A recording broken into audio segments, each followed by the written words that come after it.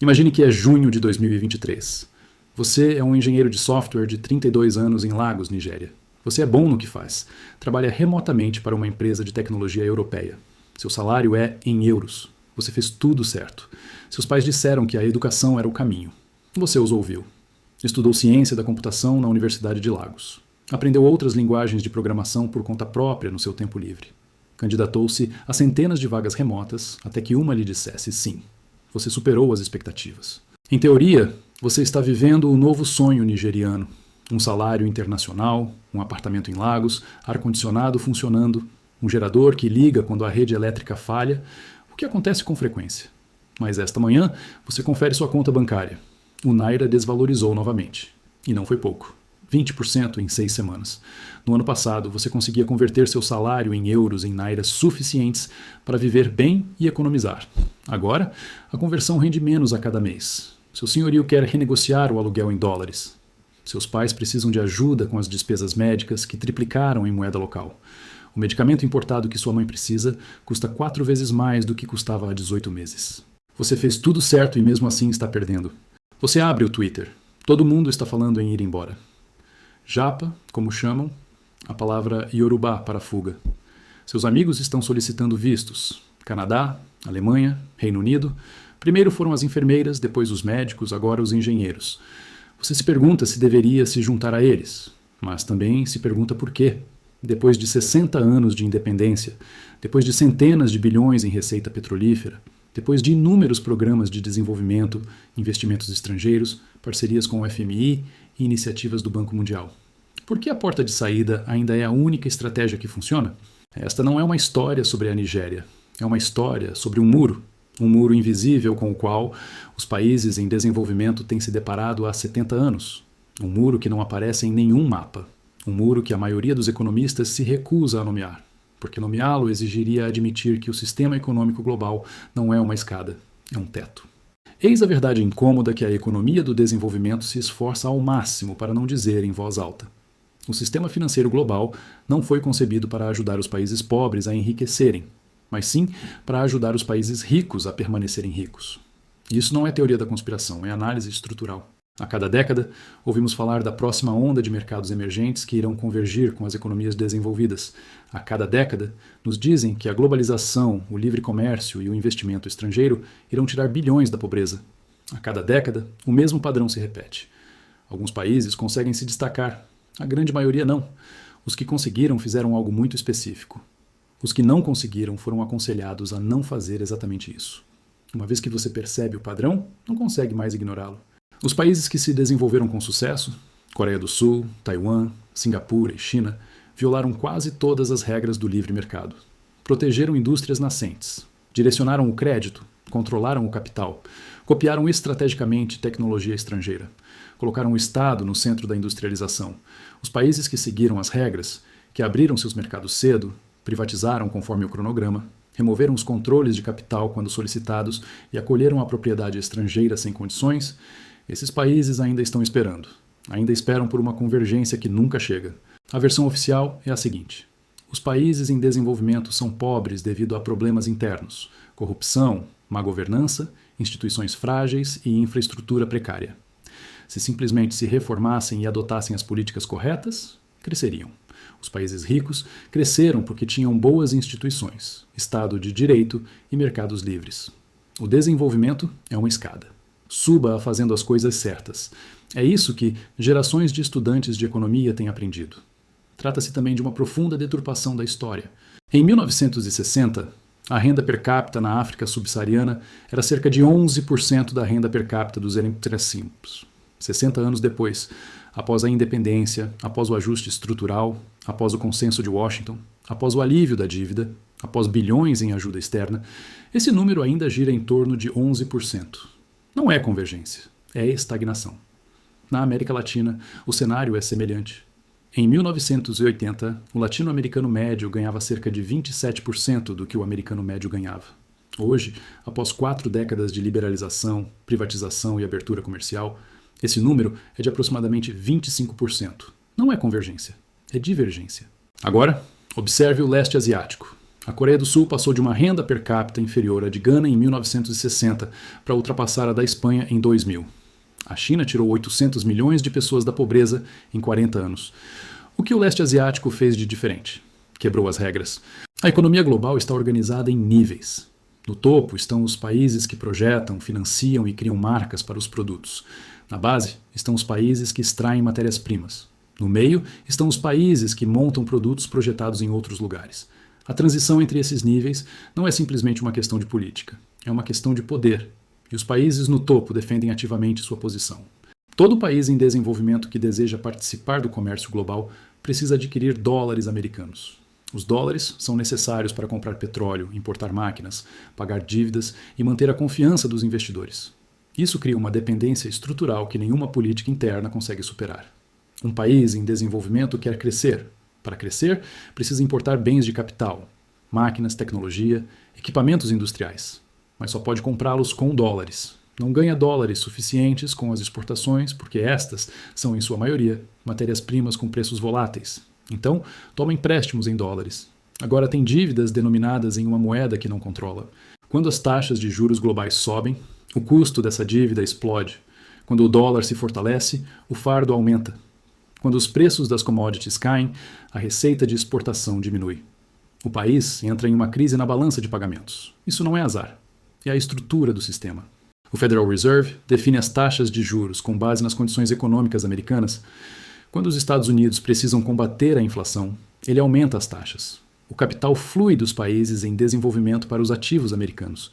Isso fortalece o dólar, enfraquece as moedas dos países em desenvolvimento e encarece suas dívidas em dólares. Em 1982, o choque Volcker, o Federal Reserve, elevando as taxas para 20% para conter a inflação americana, desencadeou a crise da dívida latino-americana. México, Brasil, Argentina, Peru, um a um eles entraram em default. Uma década de desenvolvimento foi apagada. Os economistas a chamaram de década perdida. Pense no que isso significa. O Banco Central americano, agindo para resolver um problema americano, detonou uma depressão em todo um continente. Países que não fizeram nada de errado, que tomaram empréstimos de boa-fé a taxas baixas na época, foram destruídos por uma decisão política tomada em Washington. Quando os países em desenvolvimento entram em crise, recorrem ao Fundo Monetário Internacional. O FMI concede empréstimos emergenciais, mas esses empréstimos vêm com condições. As condições são sempre as mesmas: cortar gastos do governo, privatizar ativos estatais, eliminar subsídios, abrir mercados para bens estrangeiros, eliminar controles de capital e deixar a moeda flutuar. Essas políticas têm um nome: ajuste estrutural. Entre 1980 e 2000, dezenas de países da África, América Latina e Ásia passaram por ajustes estruturais. Em Gana, isso exigiu a eliminação dos subsídios alimentares. O preço dos bens básicos triplicou. A desnutrição aumentou drasticamente. Na Jamaica, os serviços públicos foram privatizados e vendidos a investidores estrangeiros por uma fração do seu valor.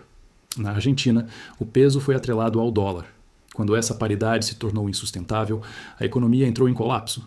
Em 2001, o PIB caiu quase 11% em um único ano. A pobreza dobrou. A classe média desapareceu. Em todos os casos, o remédio era o mesmo. Em todos os casos, o paciente piorava. As condições do FMI não foram concebidas para ajudar os países em desenvolvimento a se desenvolverem. Foram concebidas para garantir o pagamento da dívida. Todas as políticas, privatização, liberalização comercial, cortes de gastos, eram orientadas para um único objetivo: garantir que os credores fossem pagos. Os credores eram bancos em Nova York e Londres. O ajuste estrutural não era política de desenvolvimento. Era cobrança de dívidas disfarçada de política de desenvolvimento. Todos os países que se industrializaram com sucesso, Grã-Bretanha, Estados Unidos, Alemanha, Japão, Coreia do Sul, fizeram-no por trás de barreiras tarifárias. Protegeram suas indústrias jovens da concorrência estrangeira até que estas se tornassem suficientemente fortes para competir. A Grã-Bretanha construiu sua indústria têxtil por meio de tarifas que bloqueavam a importação de tecidos indianos. Os Estados Unidos se industrializaram por quase um século, sob as mais altas barreiras tarifárias do mundo. O Japão se reconstruiu após a Segunda Guerra Mundial, utilizando políticas industriais, crédito direcionado e uma gestão comercial cuidadosa. Isso não é história contestada, é história documentada. Mas, após a Segunda Guerra Mundial, os países que já haviam se industrializado criaram um novo sistema de comércio internacional. Eles elaboraram regras que proibiam os países em desenvolvimento de fazerem o que eles próprios faziam. Tarifas foram consideradas ineficientes, subsídios foram classificados como distorções de mercado. A política industrial passou a ser chamada de corrupção disfarçada. A escada foi puxada. As regras que permitiam aos países ricos enriquecerem foram eliminadas antes que os países pobres pudessem usá-las. É a isso que o economista Ha Joon-chang se refere como chutar a escada.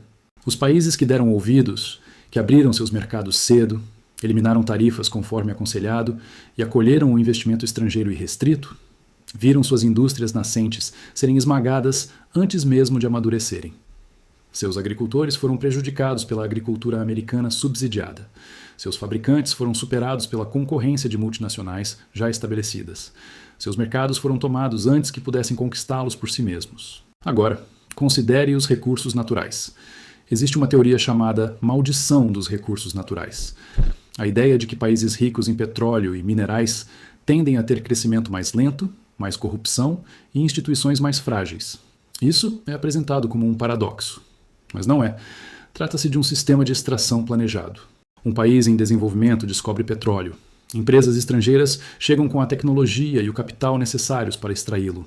Elas negociam contratos com o governo, centenas de páginas de texto jurídico redigidas por advogados de Nova York e Londres. Os termos garantem às empresas estrangeiras lucro independentemente dos preços do petróleo. Os lucros são repatriados em dólares. A moeda se valoriza, tornando outras exportações não competitivas. A agricultura e a indústria entram em colapso. A economia torna-se dependente de uma única commodity. Quando os preços do petróleo caem, o país entra em crise. O petróleo foi extraído, os lucros foram repatriados. O país ficou com um buraco no chão e dívidas em seus balanços. Isso aconteceu com a Nigéria, Venezuela, Angola e Equador. Isso não é uma maldição. Isso é extração planejada. Em 1961, a Coreia do Sul era mais pobre que o Sudão. A renda per capita era de $82. O país tinha poucos recursos naturais e havia sido devastado pela guerra. 50 anos depois, era um país de alta renda com indústrias dominantes globalmente, nos setores de aço, construção naval, automóveis, semicondutores e eletrônicos de consumo.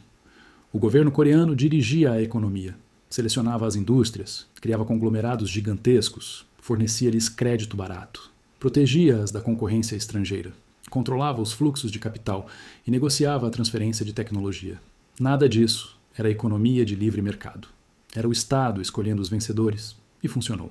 A China fez o mesmo, só que em maior escala. Em 1980, a renda per capita da China era menor que a da Índia. Hoje, a China é o maior fabricante e exportador do mundo.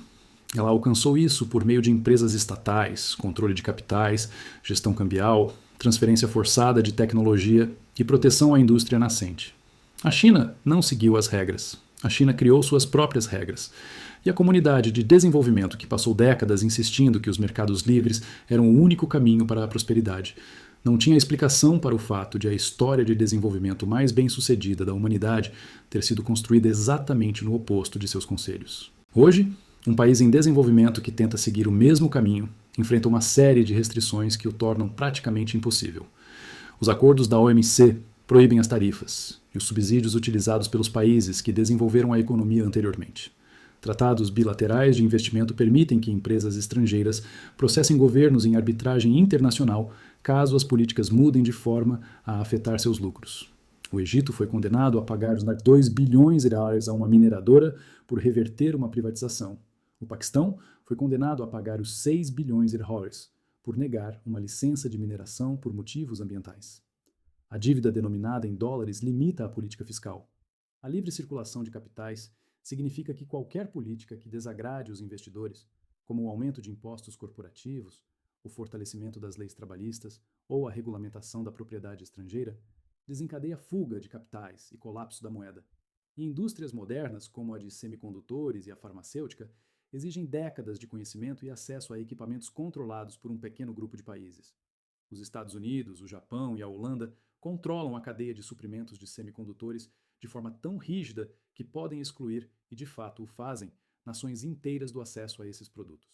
O sistema não está quebrado. Está funcionando exatamente como foi projetado.